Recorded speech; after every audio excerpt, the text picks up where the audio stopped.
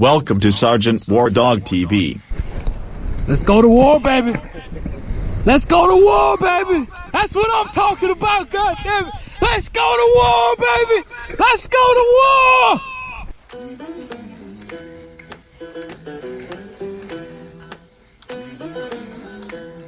Excuse jeans, definitely. All I know is war. All I know is shoot. All I want is more, but I got some things to do. I'm a dog of war. Hell's what I've been through. I'm a dog of war. I did it all for you. I'm a soldier, I'm a warrior. Got an emblem on my cover. And ask me what I did for ya. I put the trash deep down under. Yeah, I'm a dog of war. Hell's what I've been through. I'm a dog of war. I did it all for you. Yeah.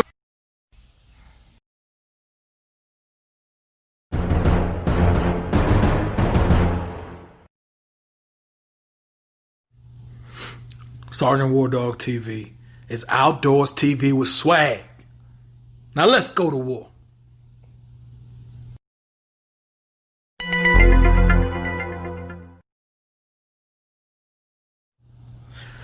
Hey, if I haven't told you already, Sergeant War Dog TV has an app.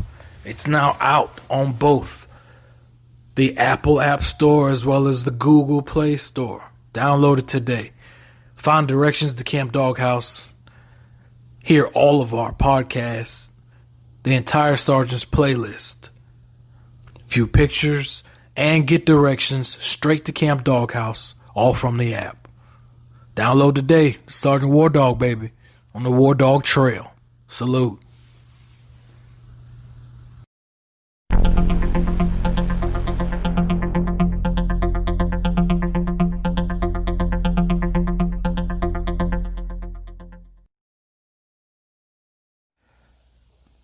Be sure to follow Sergeant War Dog TV on social media. You can find Sergeant War Dog TV on YouTube, Facebook, Instagram, Twitter, Snapchat, Vimeo, TikTok, and LinkedIn. Catch us online. Subscribe, like, and follow us. Salute.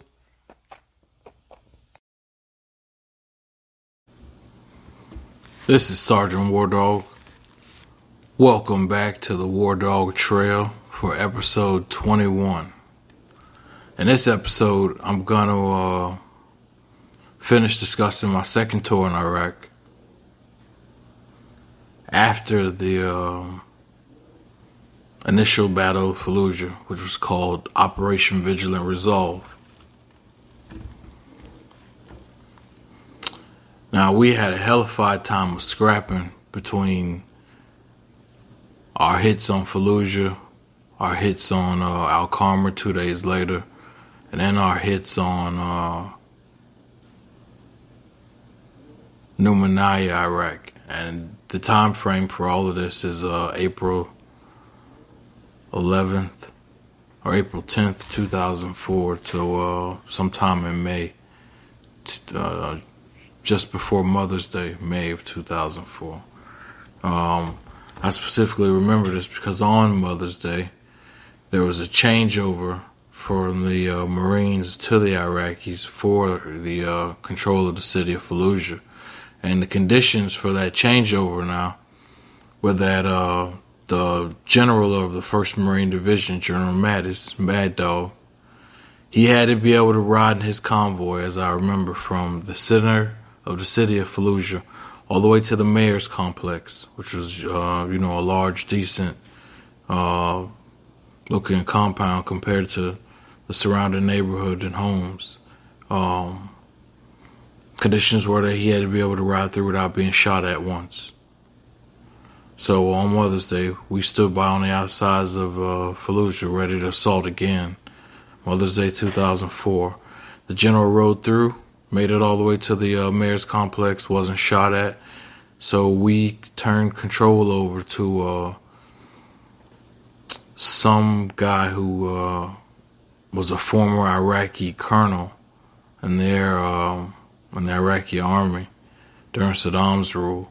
and who said that he, had men that were loyal to him who could take control of the city of Fallujah and keep things safe and under wraps so the Marines wouldn't have to blow the motherfucker up.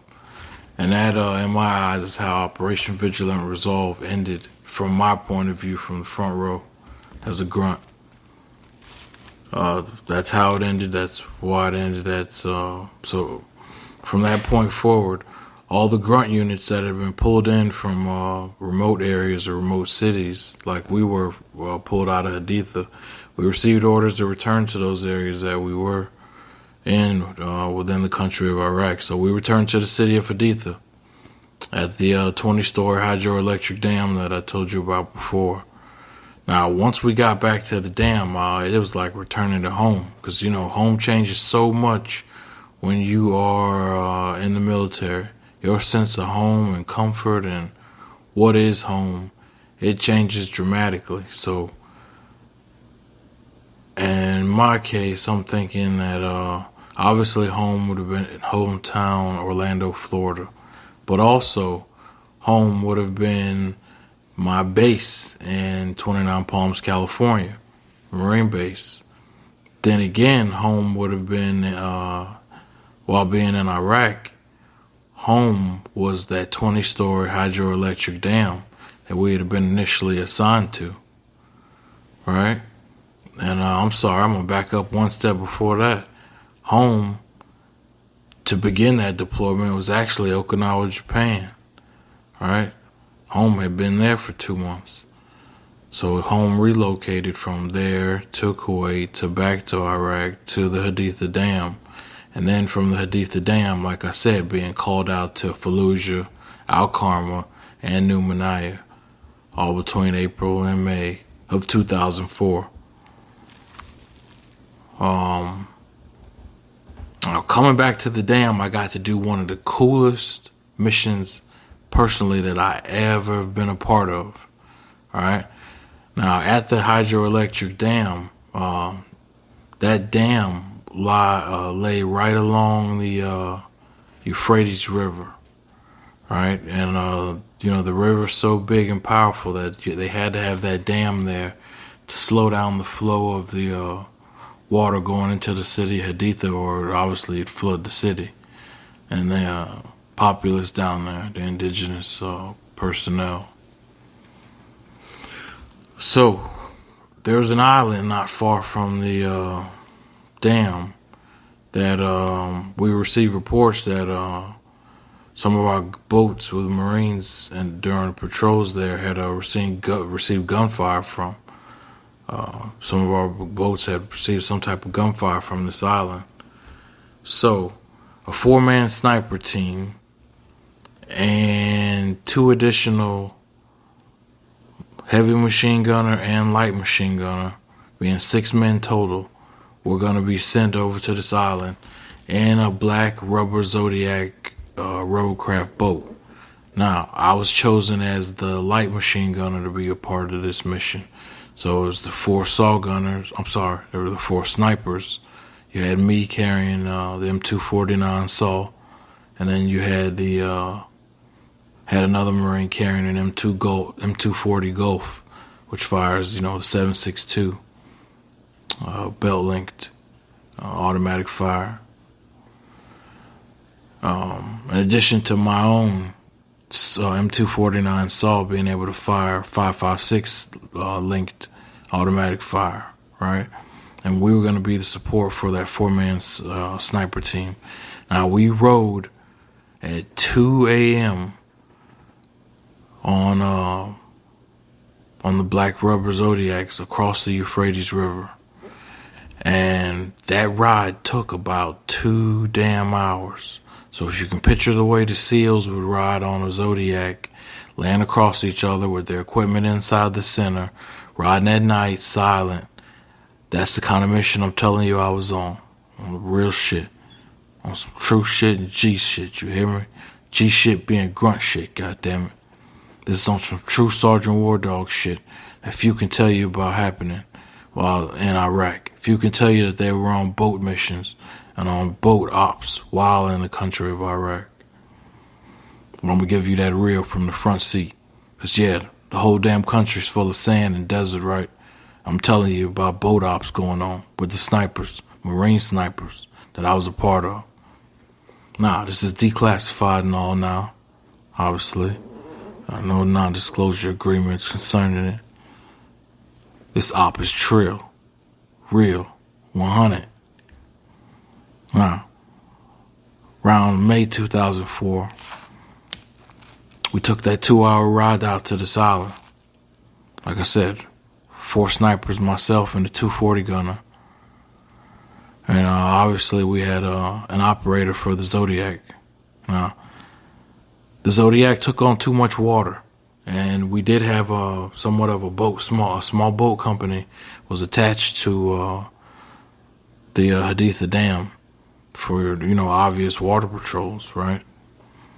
Because we do have, small boat companies, small gunboats, the whole nine, man. Gunboats with 50 cals on them. We started to take on too much water on our Zodiac, riding through the Euphrates at 2 o'clock in the morning like that.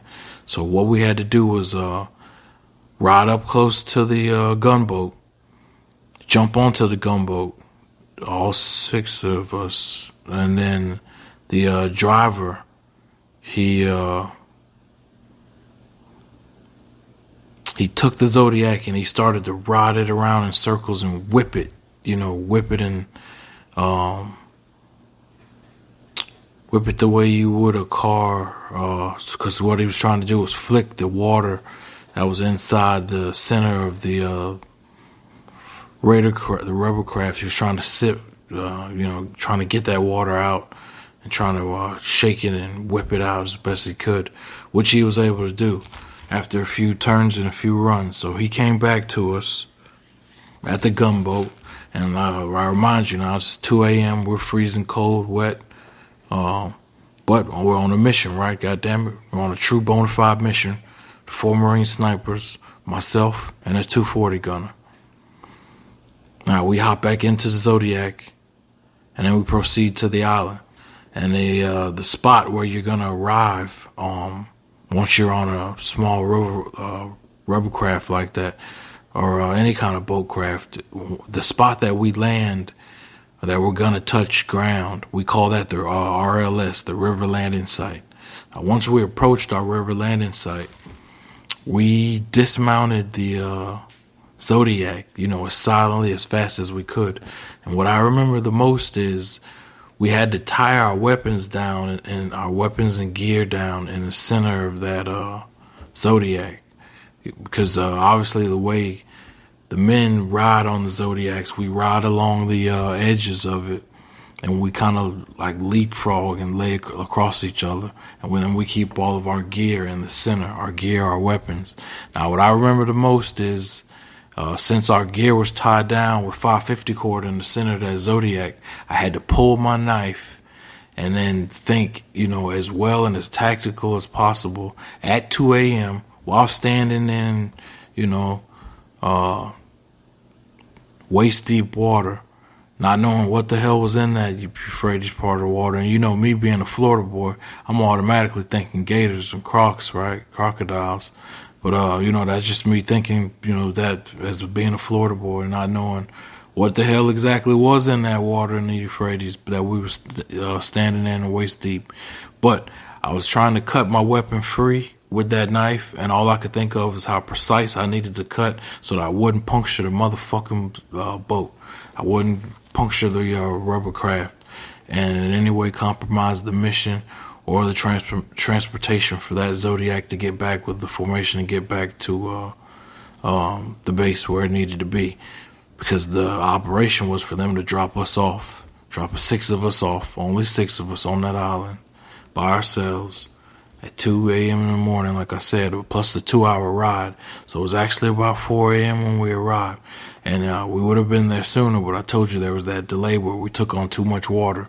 We had to hop on the gunboat for a while, get water whipped out, start doing 360s and donuts in the damn Zodiac with us waiting and then hopping back in and proceeding.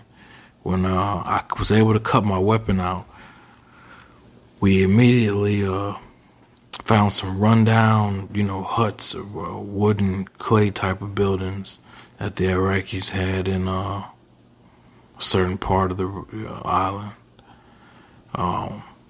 And we set up our perimeter. We set up a base, we set up communication, set up security, 360-degree security. I had my M249, as I said.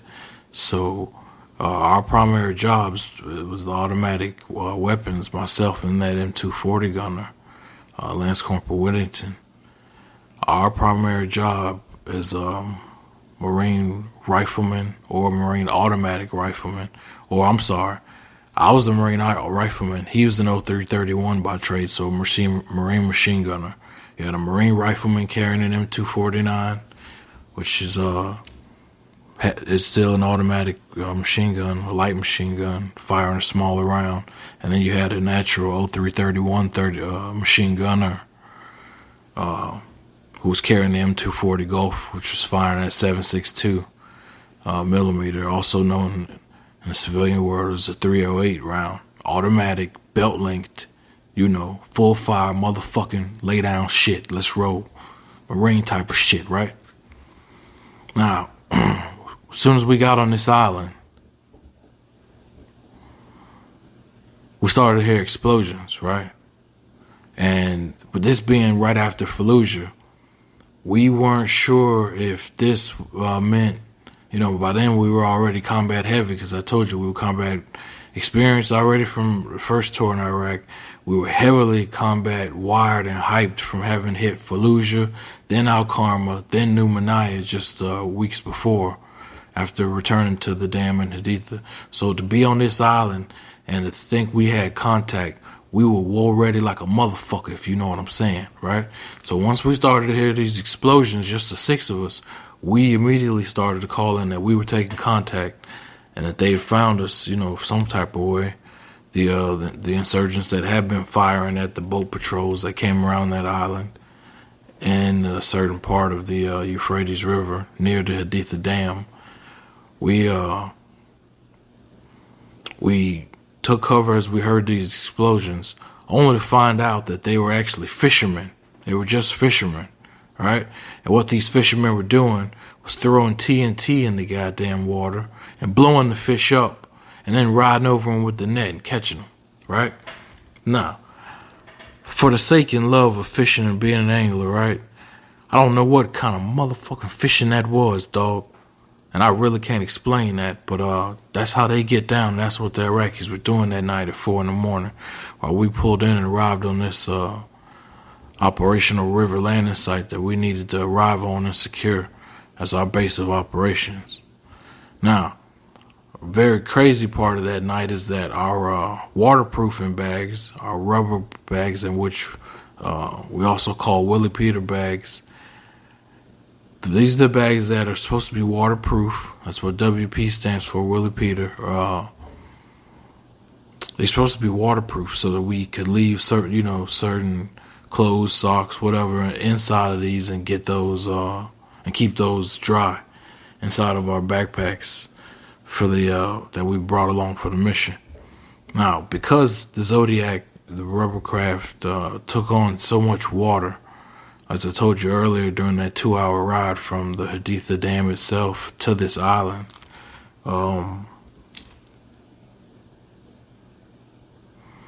the Willie Peter bag got completely immersed and submerged with water so that all of our shit was wet and cold.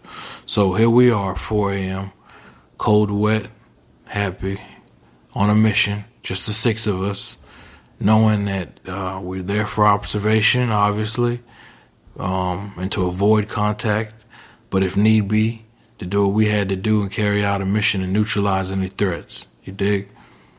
What else would you send snipers, riflemen, and machine gunners for? With just 6 of them, right? Holla at me, dog. Now, after we realized those fishermen were just blowing up the fish with the TNT and that we weren't actually taking contact from them, we reported that back to the Haditha Dam. with our field pack radio. And for a few hours, we held in place. And from what I remember, being 20 years old at that time, just the six of us, I was chose as one of the first ones to rest while the other Marines took up fire watch, and while the snipers planned their routes and planned, made their plans for where they would like to potentially set up nests, set up hides, or patrol to. And because of the weapons that they carry are primarily, for long range shooting, they brought us in to, for that close quarters battle type of shit. If we needed a weapon to enter a room and clear it, as opposed to using that with a 50 caliber sniper rifle, which obviously is hard to clear a room with.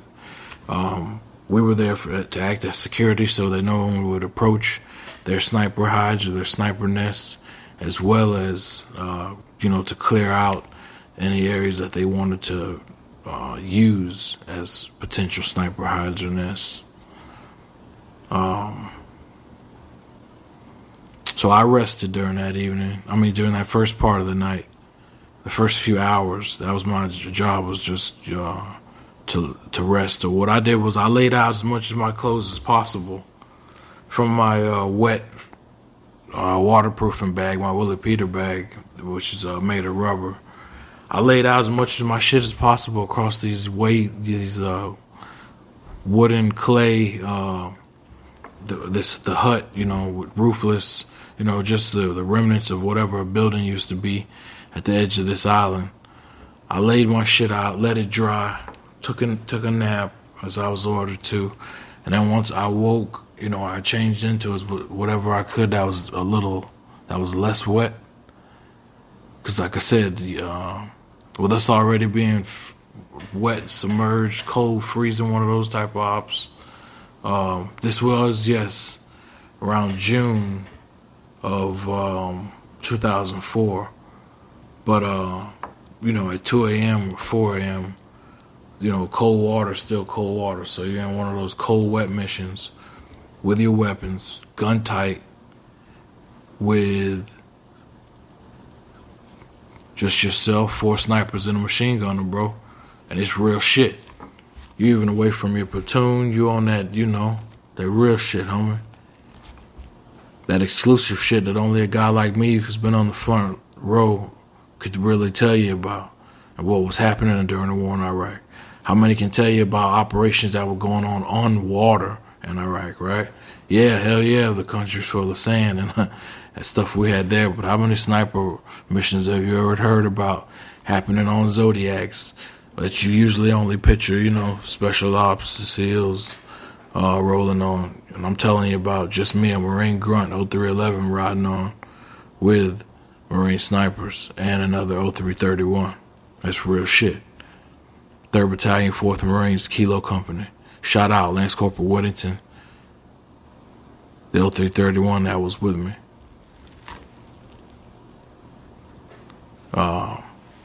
Now, eventually, I gathered my stuff, and as the sun began to rise, we realized we were dropped off at the wrong RLS. We were dropped off at the wrong place, basically. So we proceeded to hike to the initial place that was our RLS, so we would know, how we want to proceed, and in case of contact, potential landmine areas, so forth. How we wanted to make our movements through, our tactical movements through this village, or through this island, I'm sorry. Now that, at one point, to get to where we needed to, I remember we again had to hop in the water, chest deep, and cross the parts of the Euphrates River.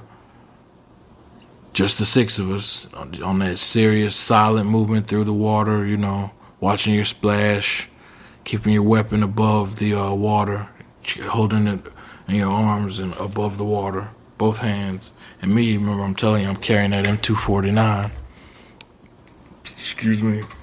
which is about 25 inches long. I'm carrying that with a 200-round drum. It's about 25 pounds total for the whole gun plus the drum, 200-round drum. I'm carrying that through the water, through chest deep water, silent, step by step, not knowing what's in the water, knowing that we were told never to piss in that water in the Euphrates River because there was some type of organism that would actually swim up your penis and seriously fuck you up. So I remember we were always ordered never to piss in that water. But here we are moving through, just the 6 of us, and we hop out in formations into tactical columns the same way we always would. And we're moving through, we're mobbing through areas, checking areas, and from what I remember, other than coming across a snake, and other than acquiring an old boat, which we used for a while, we did not take any contact there. We did not find anything. We did not. We did run across inhabitants there, some of the indigenous personnel, but they were all quiet, kind. Oddly enough, I'm going to tell you about the time that we did halt. We did a long security halt where we could, change our boots. We had a chance to eat an MRE. I actually had to go number 2 pretty bad, so I grabbed an E-tool, let the snipers know where I was going. I dug a hole where I could. I obviously had my M249 near me, but I had privacy from the rest of those Marines so that, I could handle my business. And I did, then returned, used my hand sanitizer and such. And, straight mission survival, you know what I mean? Yeah, you still have to do number 1 and number 2 during the war, right? We gotta piss and shit, right? It's part of life. But there are tactical ways you have to do it, especially when you're moving with the sniper. So I did it. I used what I needed to do. I used that E-tool. That E-tool is short for an entrenching tool, which is nothing more than a mini shovel. And I covered up what I did, including toilet paper and all, to leave no traces or contacts of the fact that I was there, that I had done it, that my foot tracks were there. My gear was there. My presence was pretty much there. I left no trash, obviously, presence, because that's the way you move and operate during any and all covert and clandestine operations, especially if I were moving with the snipers, with Marine snipers especially. Even the fact, though, that we were in such a large team was outside of their norm, because they normally can operate with just a two-man team, a shooter and a spotter. So the fact that this was happening, like I said, all after Fallujah and all at this island outside of Aditha really made things real.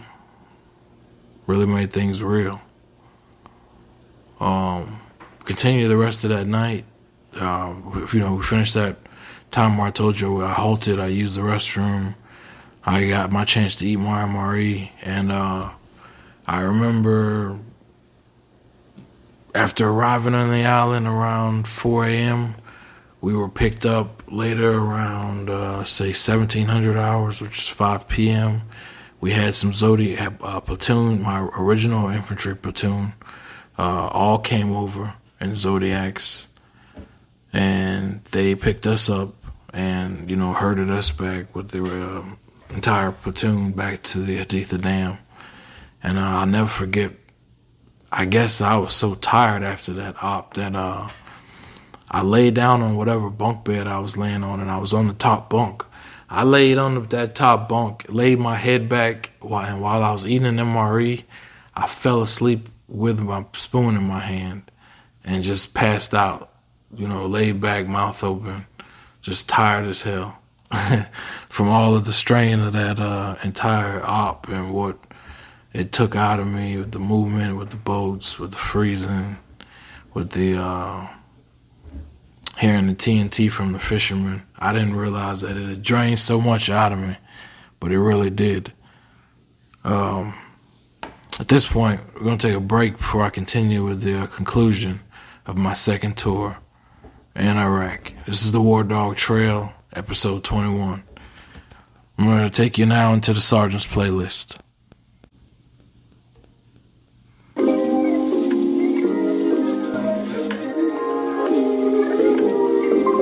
Did you delete the whole thing?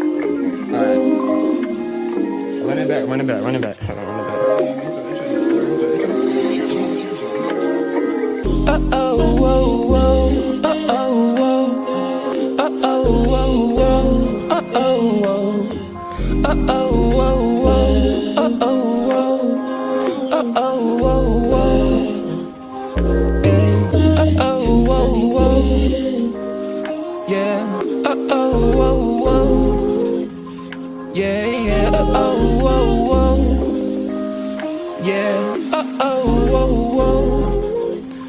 Stay 10 toes down.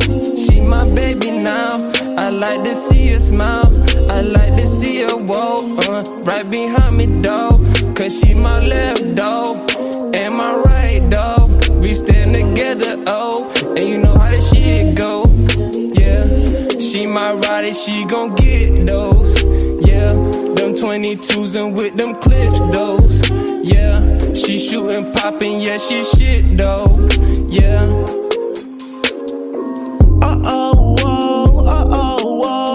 Yeah. Yeah.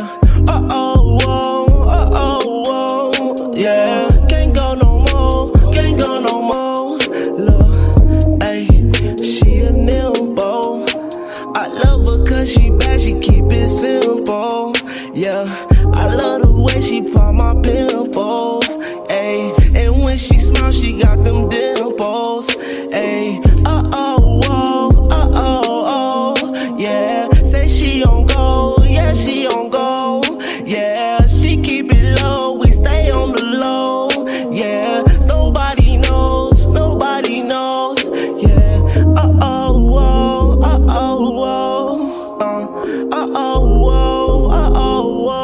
hey, hey. Yeah. Shit. And I didn't know that shit was that tight. When I get away that dick, that's that act right. Please act right. Don't act nice, cause I give you good night. In the morning it's like give you something else. And you talking like you wanna fuck with someone else. But the way you moving like it's nothing else. I know what this shit is. You just wanna fuck with me, but you acting like a kid. And I'm older, so I know how you can live. You got potential in your body, let me let that shit go for you. Let it go for you, cause you know I go for you. You know nose for you. Shout out to Danny, shout out to Marv. If y'all niggas don't fuck with the way, then y'all gon' starve. And when the police barge, they don't need no warrant. But when I get on you, you know you gon' call for it.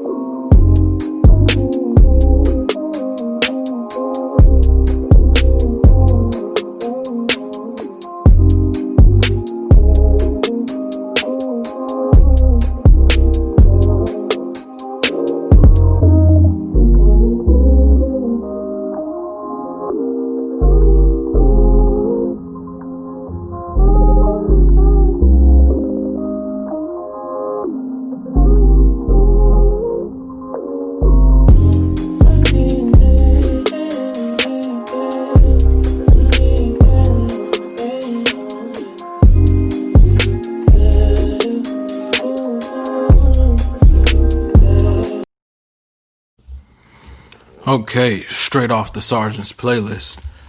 That was Marvo been lit with his song Ouuu.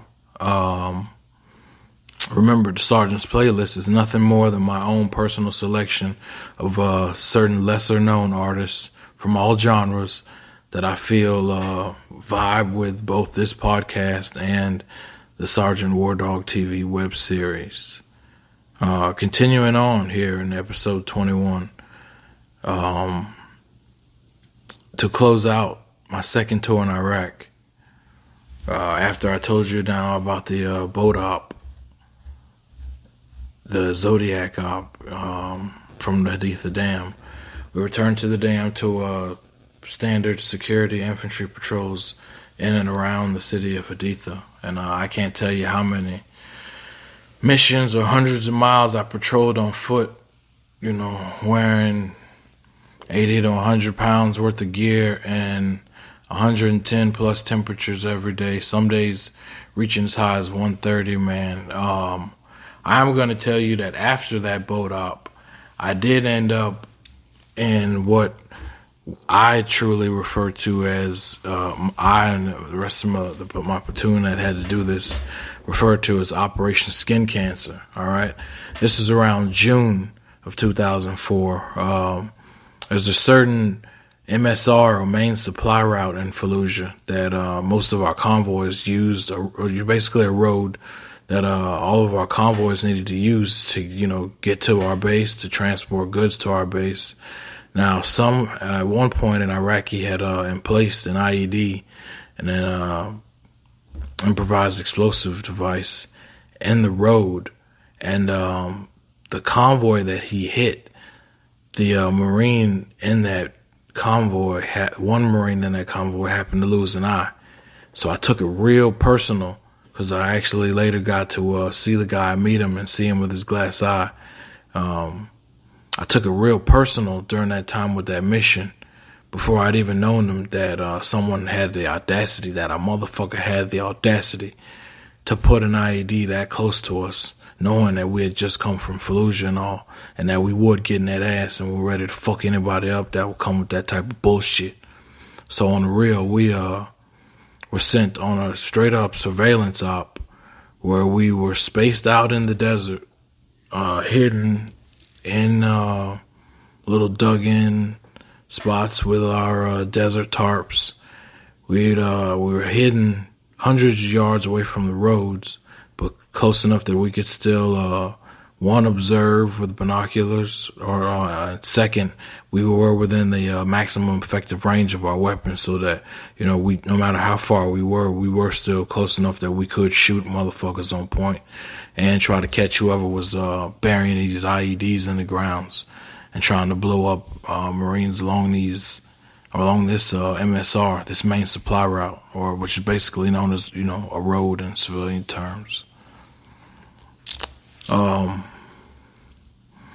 Now we ended up spending, this is, like a cat and mouse game. We're trying to wait all day, all night, and we're sleeping in these tents. I'm sorry, not in these tents. We're sleeping in these little dug in areas, and up to 110, up to 130 degree temperatures, man.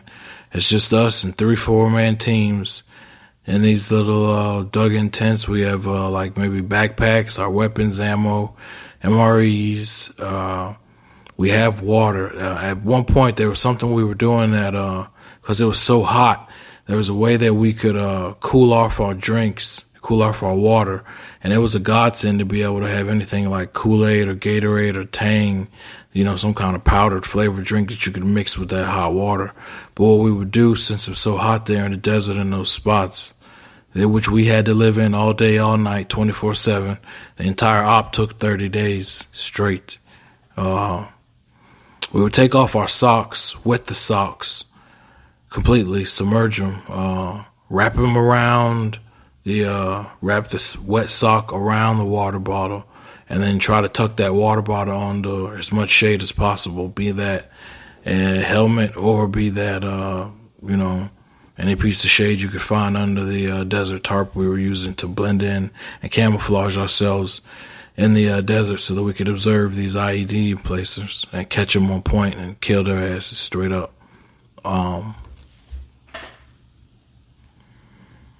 The issue also living like that, though, was that when I mentioned shady spots, be that under a helmet or in a man's boots, we had to compete with living with camel spiders. And if you don't know, Iraqi desert camel spiders are as big as your motherfucking hand, bro. So, you had to always, check your gear, check anything in the shady spot and shake your gear out to avoid having camel spiders inside your gear. Unfortunately, I did have one buddy who ended up being a bit on the chest. He had a bit of a large red, bump and bruise on his chest from that, but our medics were able to, get him out of the desert and taken care of, and he was able to eventually bounce back. But, fuck with those camel spiders ain't cool, man. It's funny, it's cool to laugh at, but when you're living out there 20, 30 days out there with them, living there, pissing around there, shitting around there, eating around there, observing around there, waiting, observing, surveilling. Those motherfuckers can get on your nerves, become pesky, nuisance to have to, compete with on top of your mission that you're already focused on. So, Operation Skin Cancer, man, I'm sad to say, later on I did find out one of the Marines I served with did actually contract skin cancer. And we were calling it that because we were out there, and at that time it was so hot, I stripped down to nothing but my skivvy shorts, with damn near my boxers and boots. And I was out there screaming. I had lost my mind like a Yeti. I was screaming, yeah, yeah, yeah, yeah, yeah, yeah, yeah. I had lost my mind and lost my shit from being in the heat and been just frying on wine like that for 30 days, man. Being in the desert, waiting and observing.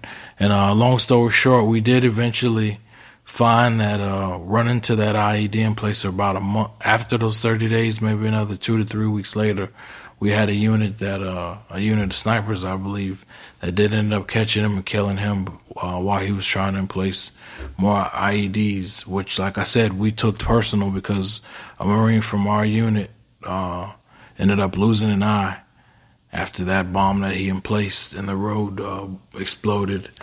A guy that I did get the chance to meet later and see him with that glass eye, who was still able to physically function in every way, just had that glass eye and still had that heart of a Marine to want to teach and train and get back into the scrap, get back into the fight. And he did, man, so hats off to him. That's just the way Marines are built. That's all I can say to that. Or if not just Marines, just certain veterans, you know what I mean? Some veterans are just, or some, whatever, people, athletes, they just built resilient. You know what I mean? They can withstand a lot, and he did.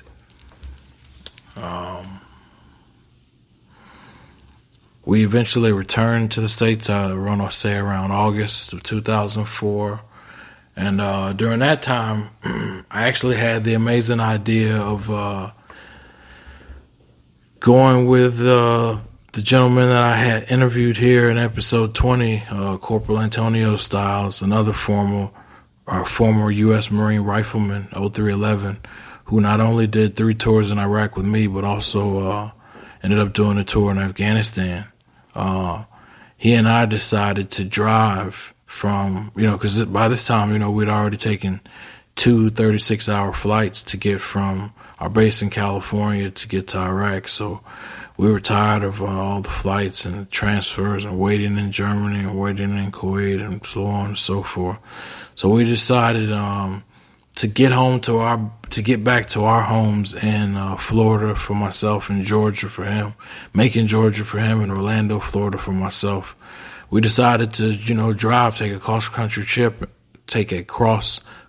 trip in my 2002 Dodge Stratus that I happened to have at the time.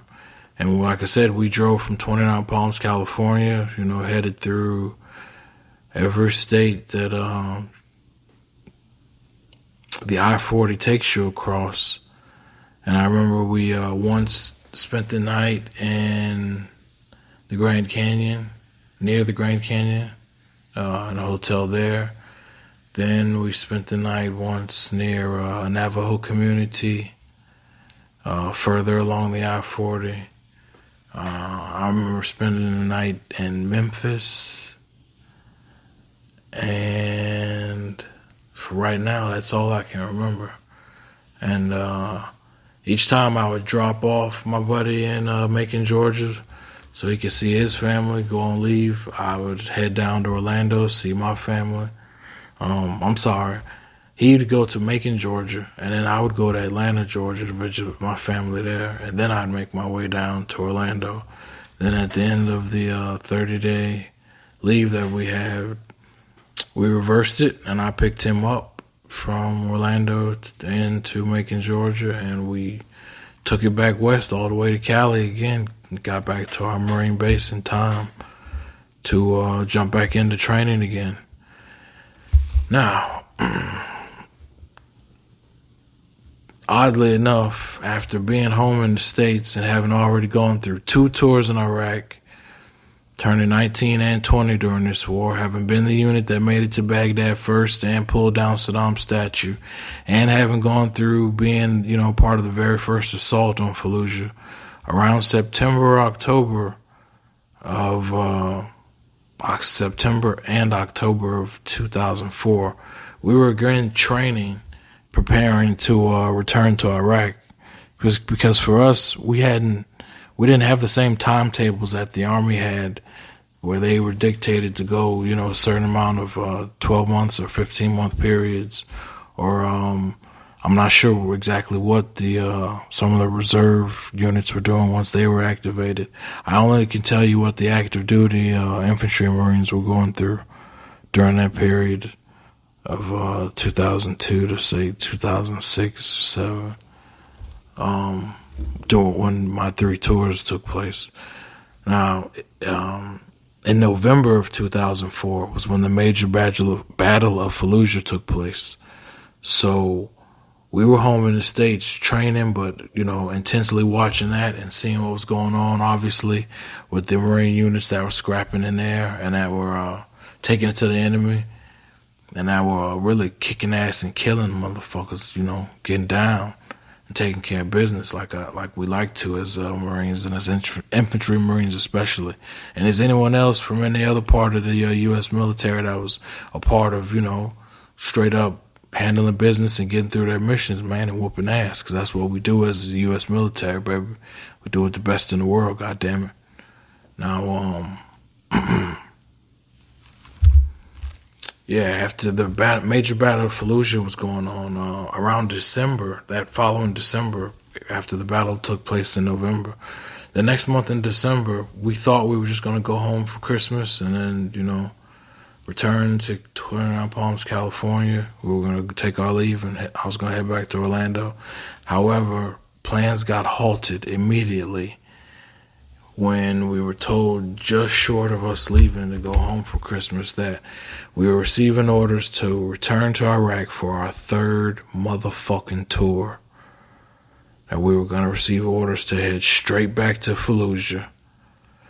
After being home for just barely 6 months, arriving home around August, and being ordered to leave in January, around August of 2004, and being ordered to leave in January of 2005, we received that news that we were going to be ordered for our 3rd tour in Iraq. That's going to end this episode of the War Dog Trail, episode 21, where I concluded my 2nd tour in Iraq.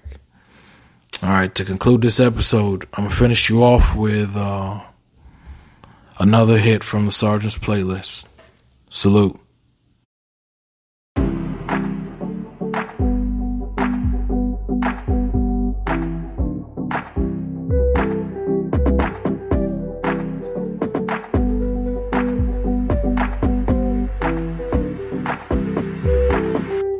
It's about 10 o'clock, so you've put back a few. I'm not here to judge or hold it against you. In fact, I'm delighted, excited that you can go out with your friends. I'll stay in just for you.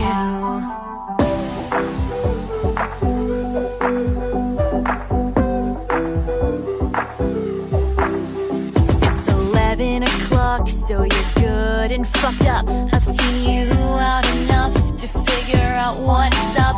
It's the 15th round, you're dancing upside down with your hands on the table, singing way too loud. But where's my drunk text? Like, hey baby, let's have sex.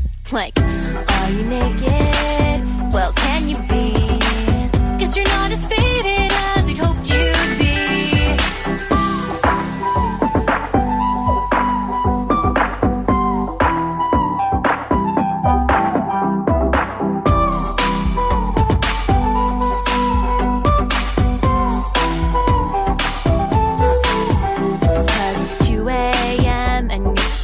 Curbside, got kicked out of the Uber that you tried to joyride. Hit on chicks at the party, straight up got denied. I reached into my pocket for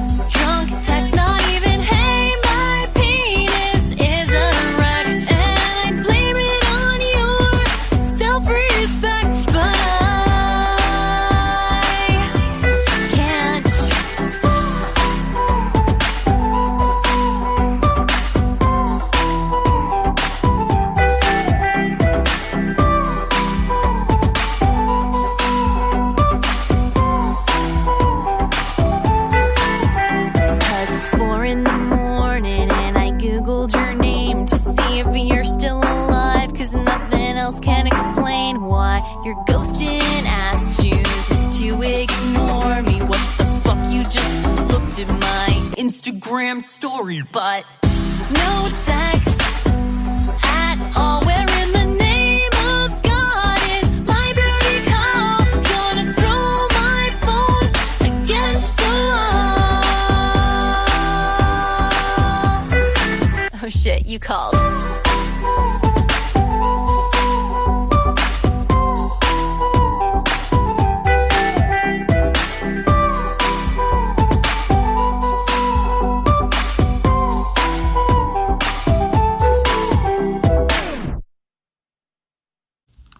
Signing off, this is Sergeant War Dog. This has been episode 21 of the War Dog Trail.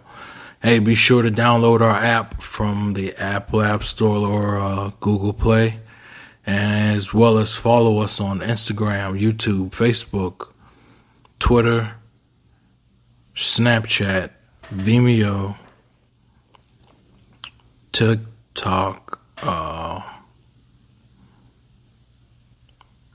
and sergeantwardogtv.com. Be sure to download our app, follow us on social media. Sergeant War Dog signing out. Salute. War Dog Trail, baby.